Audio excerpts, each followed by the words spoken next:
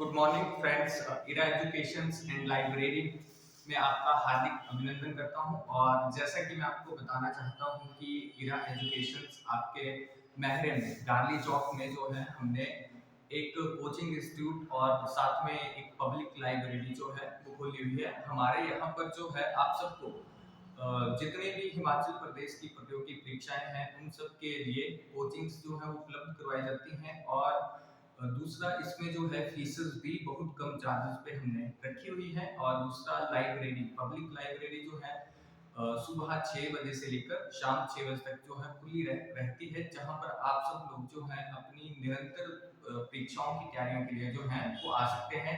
वहां पर आपको पीने के लिए पानी, वॉशरूम और वाईफाई, ये सारी सुविधाएं जैसे न्यूज़पेपर, मैगजीन, ये सब कुछ जो है हमारी यहाँ से जो है वो आप लोगों को उपलब्ध करवाया जाएगा। दूसरा, आज जो मैं आप सबके सामने आया हूँ, हम एक दिल्ली का जो है एक सीरीज जो है स्टार्ट कर रहे हैं जो भूगोल विषय है उसके बारे में आप लोगों के बीच में 10 से 20 क्वेश्चंस जो है वो डेली हर किसी ना किसी टॉपिक्स के जो है वो लेके आपके सामने आते रहेंगे। आज जो है वो हम लोग भूगोल के बारे में जो है वो थोड़ा सा एक स्टडी करेंगे। हम भारत भूगोल जो है उसके बारे में जानने की कोशिश करेंगे। तो चलो हम स्टार्ट करते हैं। तो सबसे पहले जो है हम लोग भारत के बारे में जो है थोड़ा बहुत जानने की कोशिश करते हैं कि हमारा भारत जो है एक ग्लोब पे जो हम लोग देखते हैं वो कहां से कहां तक फैला हुआ है, क्या इसकी स्थिति है, भारत के नाम, ये सब चीजें जो है इनके बारे में हम लोग देखेंगे। तो सबसे पहले जो हमारा टॉपिक रहेगा भारत की भौगोलिक अवस्थिति। भारत की भौगोलिक अवस्थिति।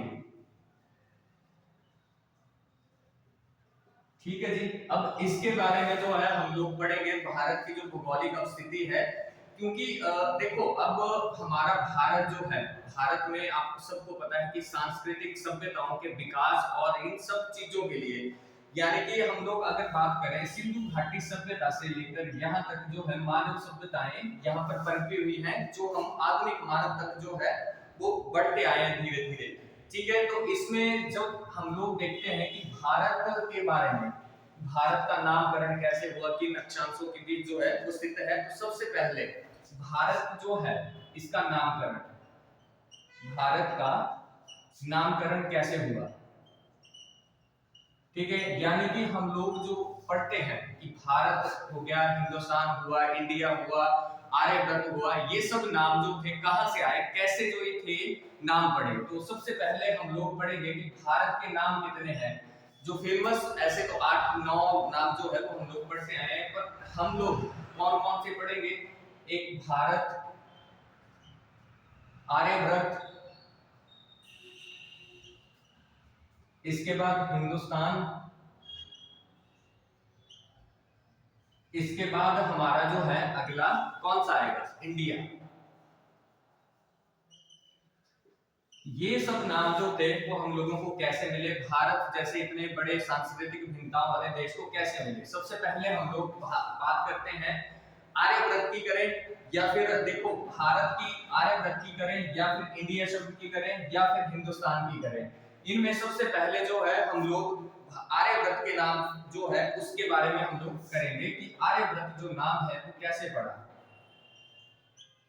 आर्यभट्ट, आर्यभट्ट जो एक नाम रखा गया वो कैसे है कि यहाँ पर हम लोग पढ़ते आए हैं इतिहास में कि उत्तर भारत में बसने वाले आर्यों के नाम पर जो था, आर्यों के नाम पर रखा गया। ठीक है, तो भारत जो था, क्योंकि आपके भारत में उत्तर भारत जो था यहाँ पर सिंधु नदी के आसपास जो लोग रहते थे, आर्यों का निवास स्थान इसको माना जाता है, तो उस वजह से जो था भारत को आर्यभट्ट जो है कहा गया।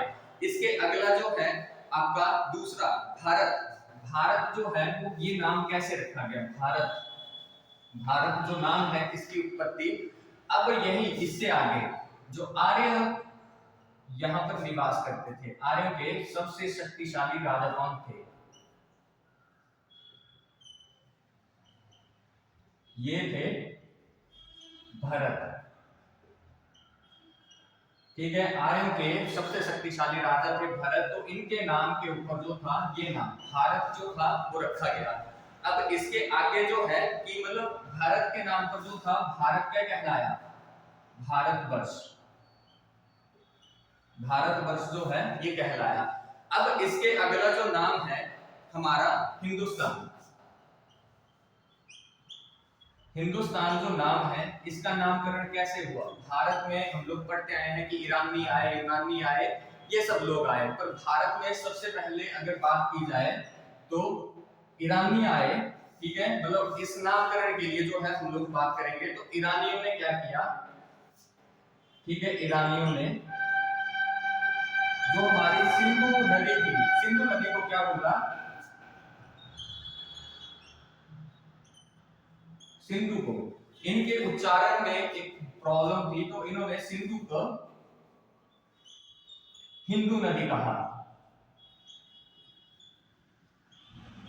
ठीक है, अब इनके उच्चारण स्थान में कहां गलती थी, ह और जो स था, मतलब श को ये क्या पढ़ते थे, ये ह बोलते थे, उस वजह से जो था इसका नाम हिंदू नदी पड़ा। और हिंदू नदी पढ़ने के बाद सिंधु नदी के आसपास जो लोग बसते थे उनको क्या कहा गया, एक हिंदू शब्द जो था इसका उपयोग किया गया। तो इस वजह से जो था इसका नाम, यानी कि सिंधु के आसपास बसने वाले लोगों को क्या कहने लगे, हिंदू कहने लगे, इस वजह से जो था इसका नाम हिंदुस्तान पड़ा। ठीक है, अब इसके बाद अगला जो है हम लोग भारत, इंडिया, भारत कर लिया, आर्यभट्ट कर लिया, अब इंडिया के बारे में देखते हैं। तो इंडिया जो शब्द था इसकी उत्पत्ति कैसे हुई, इंडिया नाम की, देखो इंडिया नाम की जो उत्पत्ति हुई यहां भी वही हिसाब आया, जैसे आपके ईरानियों ने जब है इसको सिंधु नदी को हिंदू कहा तो यूनानियों ने इसको क्या कहा, जब यूनानी भारत आए, यूनानियों ने आपकी सिंधु को इंडस कहा। ठीक है, अब सिंधु नदी को इन्होंने क्या कहा, इंडस, तो इस वजह से जो था वो इंडिया ये नाम जो था वो पड़ा आगे चलकर। ठीक है, गलत हो गया इधर, इंडिया जो था ये शब्द इन्होंने कहा तो इस वजह से जो था ये इंडिया कहलाया। अब देखो भारत में, भारतीय जो हमारा उपमहाद्वीप है, अब आगे पढ़ते हैं कि भारत जो है एशिया में कहां जैसे स्थित है, मतलब कहां जैसे इसकी अवस्थिति है, एशिया के किस भाग में स्थित है, भारत एशिया के किस भाग में स्थित है,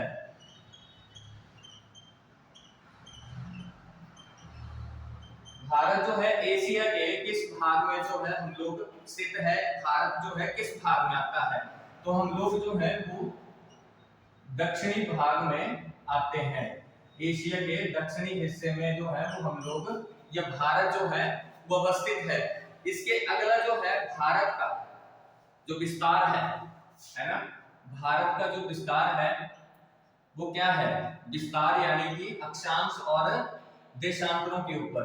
तो कहां से शुरू होता है भारत का विस्तार जो है, 8 डिग्री 4 मिनट से 8 डिग्री 4 मिनट से कहां तक चलता है, ऊपर कौन सा जो है हमारा चलता है, जो आपका जम्मू एंड कश्मीर में स्थित है 37 डिग्री 6 मिनट, 37 डिग्री 6 मिनट तक जो है हमारा कौन से अक्षांशों के ऊपर विस्तार है, ये आपका उत्तरी अक्षांश, इनके ऊपर जो है ये विस्तार है। अब इसके बाद जो हमारा दूसरा चलता है कि पूर्वी देशांतर कितने हैं, पूर्वी देशांतर, पूर्वी जो देशांतर है वो 68 डिग्री 7 मिनट से शुरू होकर कहां तक चलते हैं, 68 डिग्री 7 मिनट से शुरू होकर 97 डिग्री 25 मिनट तक जो है हमारे पूर्वी देशांतर आते हैं।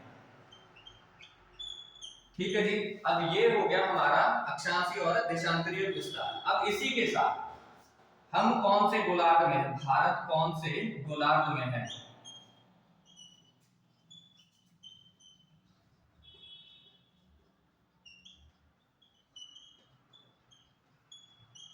तो भारत कौन से गोलार्ध में है, हम लोग कौन से गोलार्ध में आते हैं, उत्तरी गोलार्ध में। ठीक है, उत्तरी गोलार्ध में आते हैं, जैसे आपका ये 0 डिग्री जो लाइन है, ठीक है, 0 डिग्री लाइन से ऊपर जितने भी देश आते हैं सारे के सारे आते हैं उत्तरी गोलार्ध में, और ये नीचे वाले कौन से में आएंगे, ये आप लोगों ने कमेंट करके जो है इसका उत्तर देना है। ठीक है, अब भारत आ गया ये। अब ऐसे को देखा जाए तो हम लोग कैसे आते हैं, क्योंकि भारत का अधिकांश हिस्सा किस साइड को आता है, पूर्व वाली साइड को आता है, तो ऐसे हम लोग बोलेंगे उत्तरी पूर्वी गोलार्ध। ठीक है, वैसे ग्लोब के ऊपर हमारी उत्तरी चलती है, और आगे देखा जाए तो उत्तरी पूर्वी गोलार्ध में जो है वो हम लोग स्थित है। अब आगे बात करें क्षेत्रफल की दृष्टि से स्थान हमारा, तो क्षेत्रफल की दृष्टि से कौन से स्थान पे आते हैं हम लोग, 7वें स्थान के ऊपर आते हैं।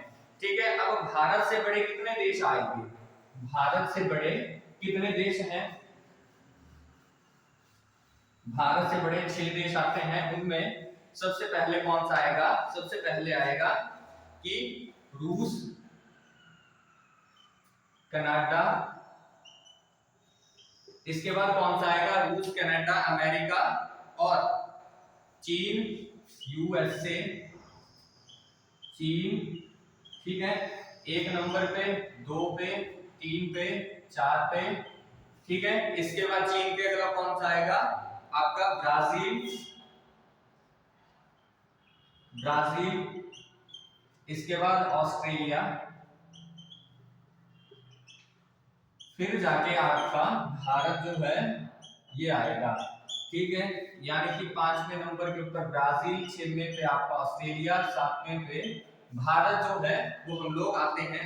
ये क्रम वाइज है, यानी कि सबसे बड़ा, फिर उससे छोटा, फिर उससे छोटा, फिर उससे छोटा, ये सीक्वेंस है। तो भारत हम लोग जो है वो 7वें स्थान के ऊपर आते हैं। ठीक है, अब भारत का पश्चिम से पूर्व की तरफ विस्तार कहां से शुरू होता है और कहां पर जाकर जो है वो खत्म हो जाता है। ठीक है, भारत का पूर्व से पश्चिमी विस्तार, पूर्व से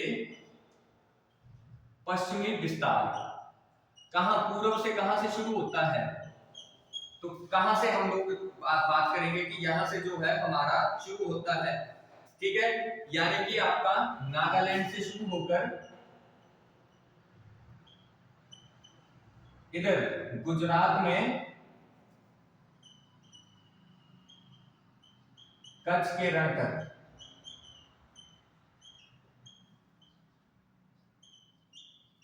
ठीक है, यहां तक जो है पूर्व से पश्चिमी विस्तार आया। अब आपका उत्तर से दक्षिणी विस्तार,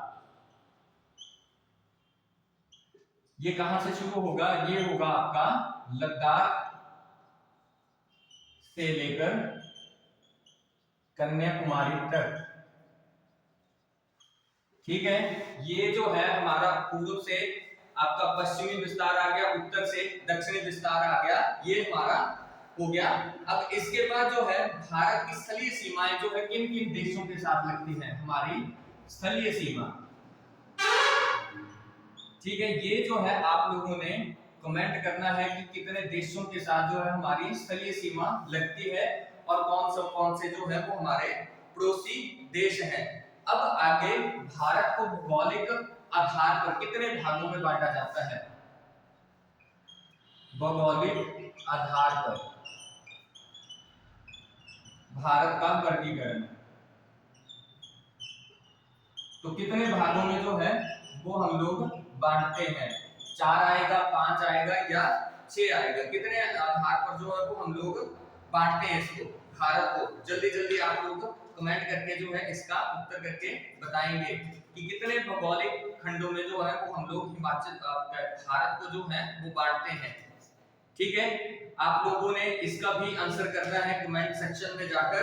अब इसके बाद आपका अगला जो है भारत के जो हमारे उत्तरी, पूर्वी, दक्षिणी बिंदु जो आते हैं उनके बारे में आपको हम पढ़ते हैं कि भारत के उत्तर में कौन सा बिंदु अवस्थित है, दक्षिण में कौन सा है, इनके बारे में हम लोग पढ़ेंगे। तो भारत का सबसे पहले आप बताएंगे कि दक्षिणतम बिंदु कौन सा है, कौन सा आएगा दक्षिणतम बिंदु, मतलब भारत के जो एंडिंग पॉइंट है उनके बारे में हम लोगों ने पढ़ना है। ये आता है आपका इंदिरा पॉइंट, जो आपका कहां पर स्थित है, अंडमान निकोबार के ग्रेट निकोबार में। ठीक है जी। अब इसके अगला जो आता है भारत का उत्तरतम बिंदु, उत्तरी बिंदु। अब यहां एक चीज ध्यान में रखना, ये भारत का सुदूर, मतलब सबसे भारत की जलीय सीमा को भी मिलाकर जो है ये हमारा जाके जो है दक्षिणी बिंदु इंदिरा पॉइंट अंडमान निकोबार के ग्रेट निकोबार द्वीप समूह में स्थित है। अब उत्तरी बिंदु कौन सा आएगा हमारा, उत्तरी बिंदु जो है वो इंदिरा कॉल आएगा, इंदिरा कॉल। ये जो है वो आपका कहां पर स्थित है, लद्दाख में। ठीक है जी, लद्दाख में जो है हमारा उत्तरी बिंदु लद्दाख में स्थित है। अब इसके बाद जो है हमारा पश्चिमी बिंदु, पश्चिमी बिंदु जो है वो हमारा कौन सा आएगा, जो हमारा पश्चिम में स्थित है, इसको हम लोग किस नाम से जानते हैं, गुहार माता। ठीक है, ये गुहार मोती जो है इसके नाम से भी आप लोग जानते हैं, जो आपका गुजरात में स्थित है। ठीक है, अब इसके बाद जो हमारा जो पूर्वोत्तर बिंदु है ना, पूर्व में जो बिंदु स्थित है, पूर्व में कौन सा आता है, किबथू। तो किबथू जो है वो कौन से भारतीय राज्य में आता है, अरुणाचल प्रदेश में आता है या किसी अन्य दूसरे राज्य में आता है। ये जो है आपका अरुणाचल प्रदेश में आता है, जो भारत का पूर्वी बिंदु है, सबसे लास्ट में जाके। अब इसके अगला जो है मुख्य भूमि का दक्षिणतम बिंदु, मतलब भारत की मुख्य भूमि कौन सी आई, ये वाली आई जो कन्याकुमारी है। ठीक है, और ये वाला जो है वो आपका इस साइड को स्थित है, और ये मुख्य भूमि का कौन सा आएगा, कौन सा आएगा मुख्य भूमि की जो आपका दक्षिणतम बिंदु है, ये आएगा आपका कन्याकुमारी। ठीक है, अब इसके अलावा अगर आप एक चीज का ध्यान रखें, ग्लोब में मैप जैसे आपको आपका जो प्रश्न पत्र है उसमें ये चीजें ना ली गई हो, ऐसे पूछा हो कि भारत का अंतिम बिंदु कौन सा है कौन सा नहीं है, तो सबसे पहले जो आपका दक्षिणी बिंदु है, ठीक है, ये कौन से आपके अक्षांश या देशांतर के ऊपर स्थित है, ये आपका आता है 8 डिग्री 4 मिनट के ऊपर स्थित है। ठीक है जी। अब इसके बाद जो आपका सबसे पूर्वी बिंदु आता है वो कहां पर स्थित है, वो है आपका 97 डिग्री 25 मिनट, 97 डिग्री 25 मिनट के ऊपर जो है ये स्थित है, जो आपका किबथू है अरुणाचल प्रदेश में। अब इसके बाद जो उत्तरी बिंदु है लद्दाख है ना, ये आता है 37 डिग्री 6 मिनट आपका उत्तर में लद्दाख में आता है।